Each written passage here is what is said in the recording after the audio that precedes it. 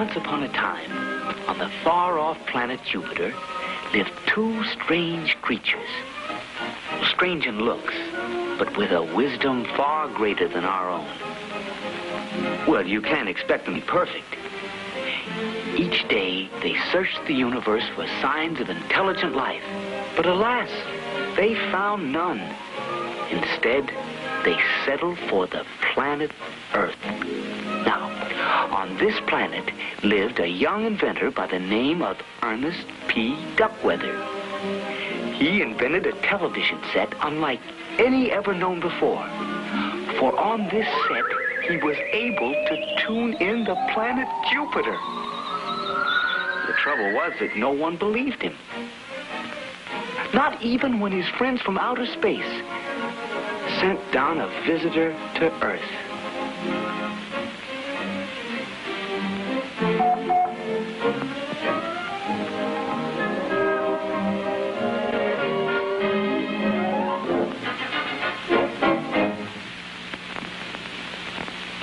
Oh, Major, it's wonderful how the Earthlings have found such a neat new way to eat fine chocolate. You refer to M&M's candies, of course. Sure, the delicious milk chocolate with a thin sugar shell that melts in your mouth, not on your fingers. M&M's candies. The chocolate treat that's neat to eat. There's just no other chocolate that tastes so good as the wonderful old-fashioned milk chocolate in M&M's candies. Little boy blue, come blow your horn, where M&M's candies are sold. The chocolate treat that's neat to eat, a favorite of young and old.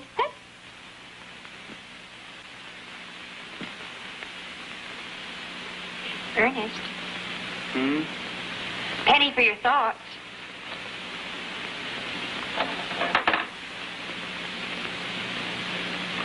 I've just been thinking about you and me, Katherine.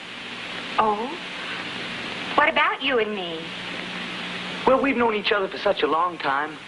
I wouldn't be a bit surprised if one day you and me were... This is going to sound silly to you, Katherine. Oh, no, not at all. One day you and me were walking down the aisle of... Yes? Go on. The first rocket ship to outer space.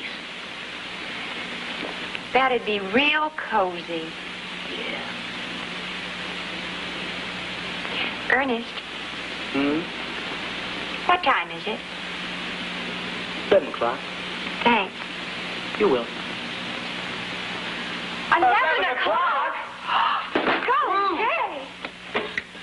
And here he is, your friend and mine, Professor Dexter Spiegelmacher. Today we continue our series of lectures which prove that money isn't everything. Are you overdrawn at your local bank? When you shake your pocket, do you hear nothing but keys rattling? Is the only kind of lettuce you got the kind that goes in sandwiches? Well, you don't know how lucky you are.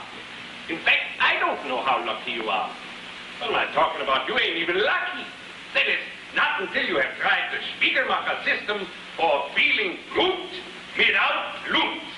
Now, the first thing you do is take a nice long walk in the park. Then you take a deep, deep breath and smell the fresh country air. Good, no? Then you look around at all the birds and the bees and the flowers. You know what happens to your money problems? You still got them. What did you expect, Major? Duckweather. Anyway, turn that thing off. Oh, just a minute, Dad. Not just a minute, now. But we were just... I said turn it off. Fine way to run a business. Radio program. I don't think you're being very fair about this, Dad. Neither does Ernest. Do you, Ernest? Well, You see? Ernest agrees with me. Oh, he does he? well, not exactly. Well, if Ernest is so smart, perhaps Ernest will tell me how listening to a radio program will bring money into the store. But that's just the point, Dad. According to Professor Spiegelmacher, well, you don't need money to be happy. Don't need money? What nonsense. You can feel good without loot. I can feel what without who? Good without money, Dad. Huh? Well, that's Professor Spiegelmacher's theory. And it isn't nonsense. Why, millions of people listen to him every day. Yeah, well, let him run his business and I'll run mine my way. But, Dad... Now, that's enough, Katherine. If Professor, what's his name, means so much to you, you can listen to him at home. All right, I will. Come on, Ernest. Duckweather, not you. Professor Spiegeldorfer. Professor Spiegelmacher, sir. Well, what are you standing there for? Go on downstairs and clean out that cellar. Yes, sir, Mr. Frisbee. Don't need money.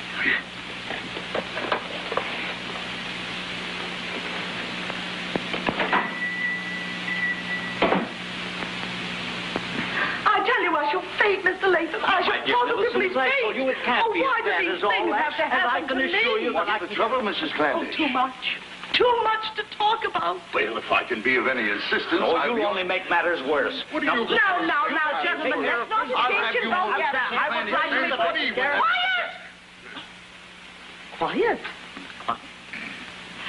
Now, if either of you gentlemen have the slightest desire to assist me, you might at least allow me to explain my predicament. Well, I apologize for Latham's bad manners. Why, you... Mr. Latham! Continue, Mrs. Clandis.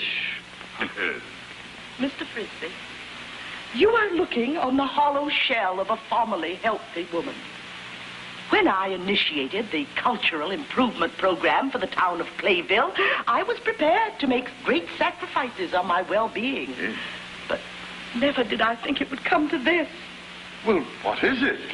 Well, you are aware of the lecture to be held in the high school auditorium this evening? Well, I should be. I sold 5 books of tickets for you. Not for me, Mr. Frisbee. No? For the cultural improvement of Clayville. Oh, Millicent, I sold 7. Yes, you did, Mr. Latham. Well, at any rate, I have just been informed that Mr. Farquhar, who was to be our guest speaker, came down today with a bad case of measles. Oh, that's awful. Dreadful. Well, is it any wonder I've wasted away to mere nothingness? Well, I wouldn't say that. Millicent, as I told you, I'd be only too happy to get a replacement for you. You? Why, what speakers do you know? I suppose you never heard of Dr. Mengali, the memory expert. Oh, that quack? Oh, I suppose you can do better. Without half trying. Yeah. Mrs. Clandis, how would you like President Carter of the university? Major Pillory of Clayville. Congressman Froley? Senator Pike. Governor Timmons? Admiral Drome. Professor Spiegelmacher? Professor Spiegelmacher? Yes. Did you say Professor Spiegelmacher? Well, yes, I think I did. Why, have you ever heard of him? Have I ever heard of him? Yeah. I wouldn't miss his program for the world. Oh, the simple beauty of his beliefs, the poetry of his words. Money isn't everything. You can feel good without loot. Mr. Frisbee, I'm surprised at you. I had no idea you had such exquisite taste. Oh. Can you actually get him for us? Well... Yeah, Frisbee. Can you actually get him for us? Well, of course I can. Why, Professor Spiegelmacher and I are old friends. We went to Heidelberg together. That is, the professor went first. I took the correspondence course. Oh, what a wonderful piece of luck. Yeah. To think that we have a friend of the professor's living right here in Clayville. Oh, Mr. Frisbee, can I count on you to get in touch with the professor and have him at the lecture hall tonight at 9? You certainly can. Oh, thank you. Thank you so much. Yes. Oh, this is so exciting. Come, Mr. Latham, we've bunting to hang. Mrs. Clandis. Yes? Just in case he should ask, how much is the professor being paid for this lecture? Oh, well, now let's see. We've already spent $15 on the door prize, and that would leave us... Come now, Frisbee. Since you and the professor are such old friends, surely you can get him to donate his services free of charge. Huh? Why, that's an excellent idea, Well, Mr. now, look, Latham. Now, you can't fool me, Horatio. I'll bet you were planning to do that all along, now, weren't you? Oh, yes. I thought so, you naughty boy. Well, goodbye now. See you at the lecture tonight.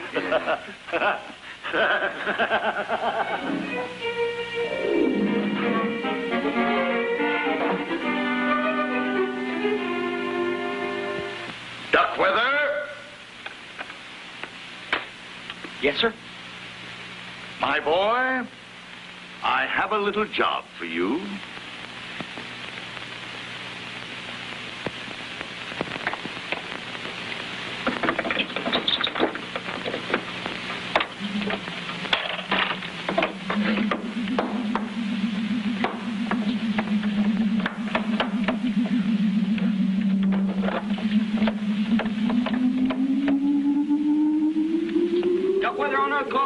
Jupiter.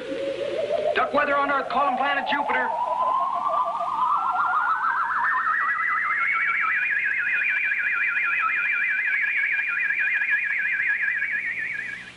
Oh, hello, Mr. Duckweather. Oh, Johnny. Hello, meet you, Domo. Yippee, yahoo. Well, what's going on up there? The planet Jupiter is having a celebration, Mr. Duckweather. After all these weeks of contact with the Earth, we finally found an Earthling who makes some sense. Who's that? Professor Spiegelmacher, of course. The man who says money isn't everything. Especially when you ain't got none. You mean you listen to Professor Spiegelmacher, too? Every day, Mr. Duckweather, on our interplanetary radio. Well, Mr. Frisbee made another one of his promises, and as usual, I gotta keep it. Well, I have to find the professor right away. Just a minute. I'll look through my telescope. What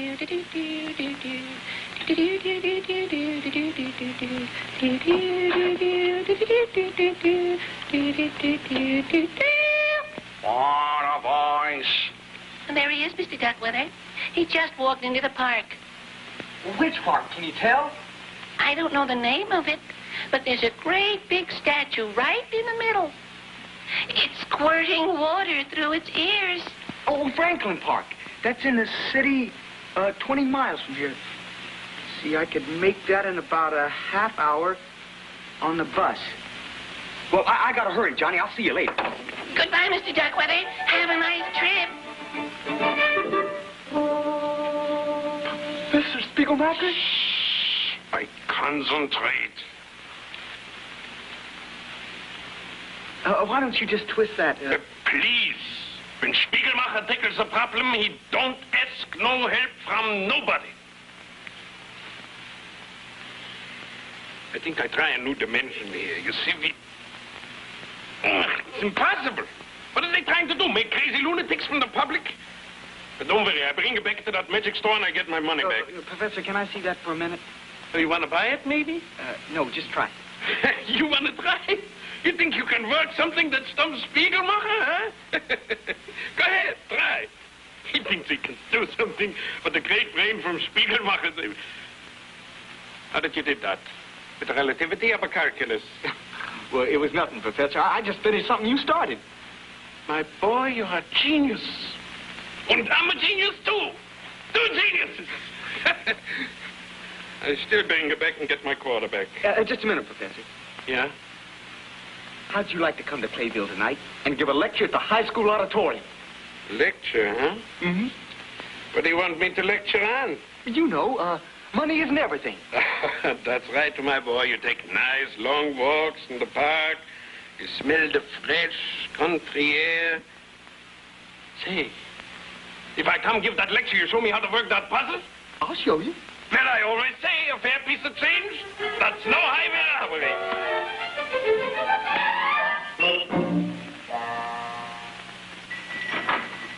Dad, look! I got you, Mr. Frisbee. Oh, Ernie. Katherine, Mr. Frisbee, this is Professor Spiegelmacher. How do you do, Professor? Professor Spiegelmacher, this is indeed a privilege, sir. Allow me, on behalf of the entire township of Clayville, Please, I make the speeches. Oh, yes, of course. Well, I guess we'd better be going, eh? First, I have to sort out the slides for the lecture. Excuse me. How long is this going to take him? Well, I don't know. Oh, well, then Katherine and I better run over and tell Mrs. Clandy she's here. Now, you bring him over there as soon as he's through, you understand? Okay. Oh, and Duckweather, I'm very proud of you for this, my boy. And starting tomorrow, I'm promoting you to general manager in charge of maintenance and sales. Oh, will this mean a raise, Mr. Frisbee? Yeah, raise. Well, we'll talk about that tomorrow. Come along, Katherine. Oh, Ernie. Need any help? Yeah, can you let me have 5 till next Wednesday? What I'm talking about. The slides, please. Here, slide number 1, slide number 2, slide 3, and slide 4. There we are. Okay, now, we ready to go. I'll carry these for you, Professor. Sehr good, thank you. Oh, before we go, just one little question, please. What's that, Professor? Do I get my $1,000 before or after the lecture? You what? My $1,000.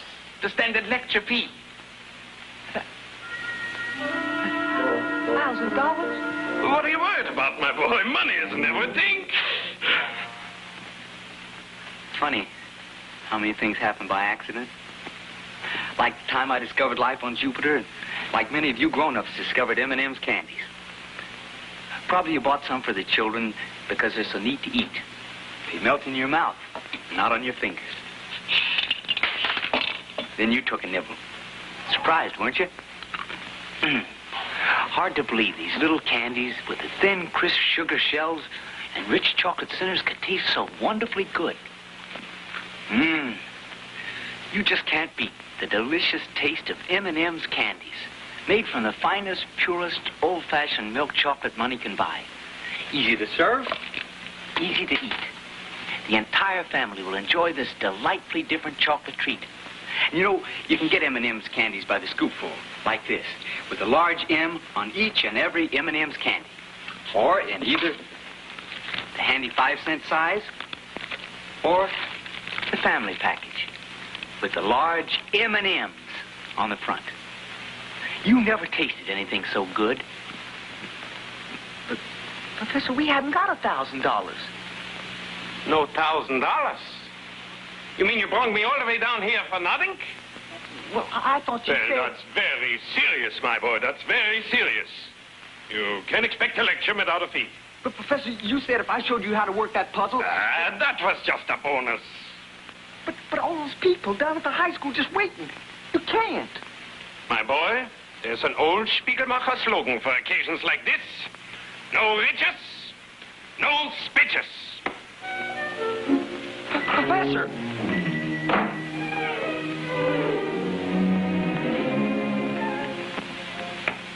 Ooh, I'm in trouble, fellas. What's wrong, Mr. Duckweather? Couldn't you find the professor? Yeah, I found him okay. I also found out that he charged you $1,000 to say that money wasn't everything. You mean he's rash for cash and hollers for dollars? I mean, he don't feel good without loot. Creeping comets, what a disappointment. Johnny, what are we going to do? All those people down at the high school auditorium, they're just waiting right now. Well, why don't you give the lecture, Mr. Duckweather? Me? You believe that money isn't everything, don't you? Well, yeah, I know. And the professor never did believe it himself. Don't you see? You're really more of an expert than he is. Well, I know, Johnny, but it sounds awful risky to me. Just do as we tell you, Mr. Duckweather. You can't go wrong.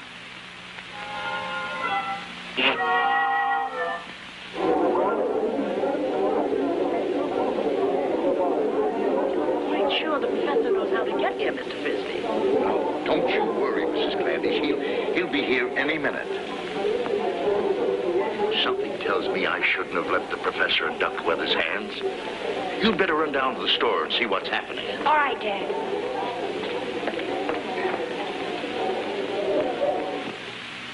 Oh, hey, Johnny. I just thought of something. I gotta have somebody help me with these slides here. What do you mean? Well, somebody's got to put on the slides while I do the talking. That's what I was going to do for the professor. And that sounds like a job for a robot. Which robot did you have in mind? Not you, Major Domo. I was talking about Reject, the factory rejected robot. That's better. Well, you think Reject could do it? Of course, there's nothing to it. Okay, then, Johnny. You tell him to meet me backstage at the high school auditorium, will you? All right. I'd better get Reject. Good luck, Mr. Duckweather. Thanks very much, Johnny.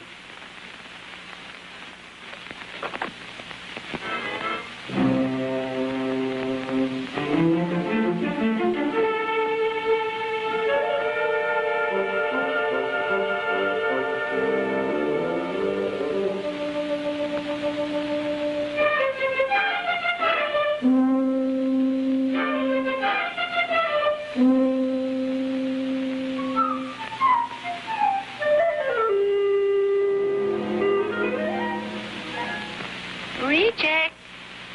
Oh, Reject. Are you ready for your flight to Earth, Reject? TV beam focused, super jet power on. Space belts fastened. Descend.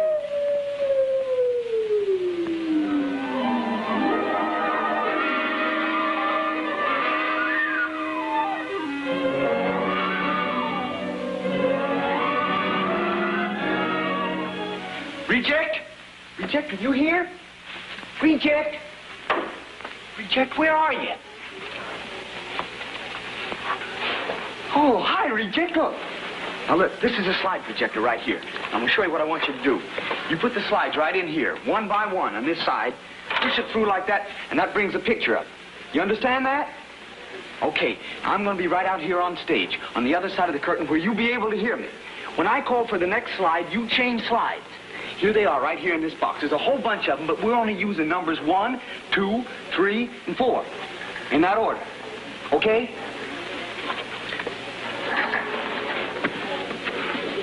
Reject. Wish me luck.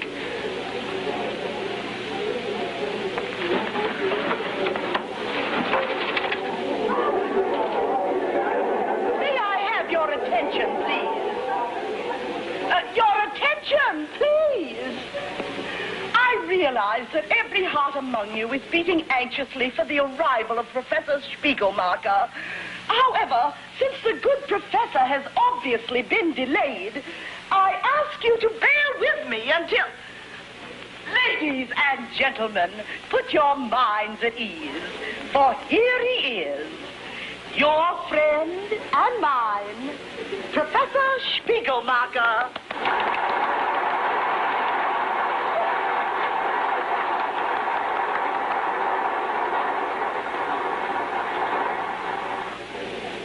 Ladies and gentlemen, once again we proved that money isn't everything. The pictures. And so if since is ready with the slides, we can begin. Once upon a time, in my travels, I met a young lady. She was a lovely young creature, and she was crazy about money. And she looked something like this. First slide, please.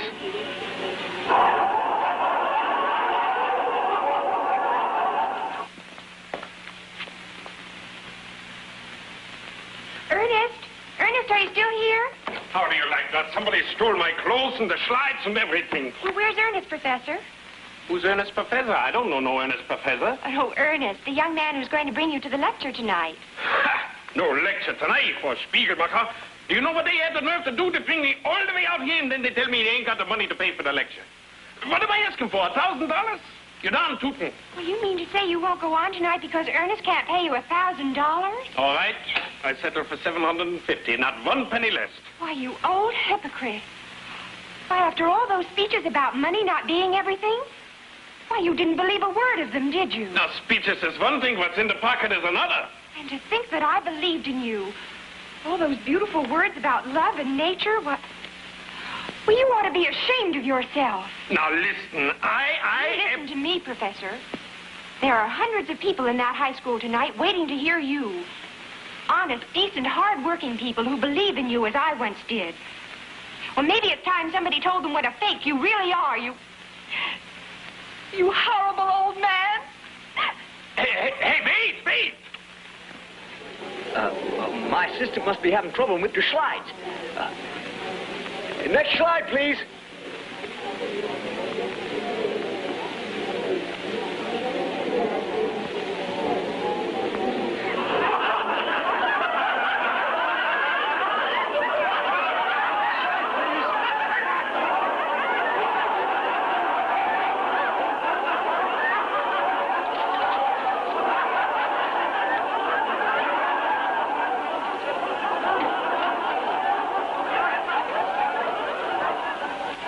Gentlemen, with deep apologies to Mrs. Clandish, and her committee, I'm sorry to inform you that we have all been the victims of a terrible hoax.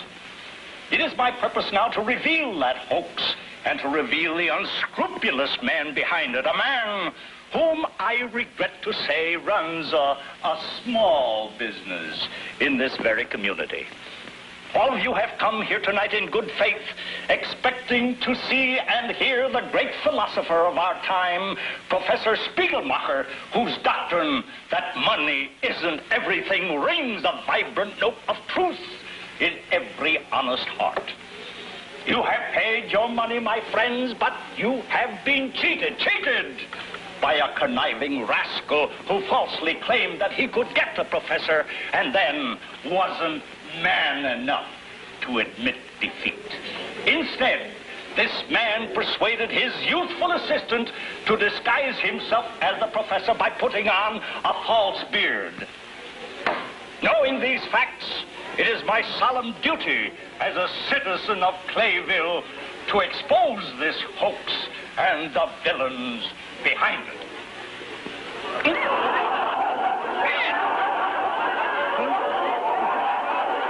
have finished with this nonsense. We proceed with the lecture.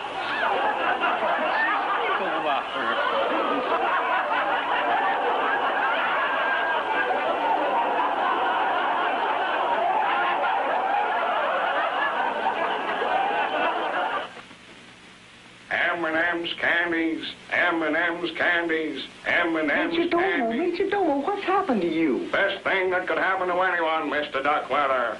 I just ate some M&M's candies. So good I can't get them out of my memory cylinders. He's right, Mr. D. M&M's Candy's own blend of the richest, purest old-fashioned milk chocolate is the tastiest treat in the whole wide universe. You're both so right. But to make sure you get only genuine M&M's candies, when you buy them by the scoopful like this, be sure you look for the letter M on each and every one. And when you buy them by the package, either this handy 5-cent size or large family package, make certain the letters M&M's are printed on the front. And remember, M&M's candies are the chocolate treat that's neat to eat. Because M&M's candies melt in your mouth and not on your fingers. What a wonderful taste. M&M's candies can't be beat. They're the chocolate treat that's neat to eat. Mothers and dads and children too eat M&M's candies. How about you? And you should have seen the look on old Latham's face when he tried to pull off the professor's beard. He looked as surprised as a jackrabbit in a Turkish bath. And Mrs. Clandish was pleased as punch. And, Mr. Frisbee got all the credit for making the lecture a big success. Didn't you get any credit, Mr. Duckweather? Well, only with Kath and Johnny, but shucks, that's all I care about.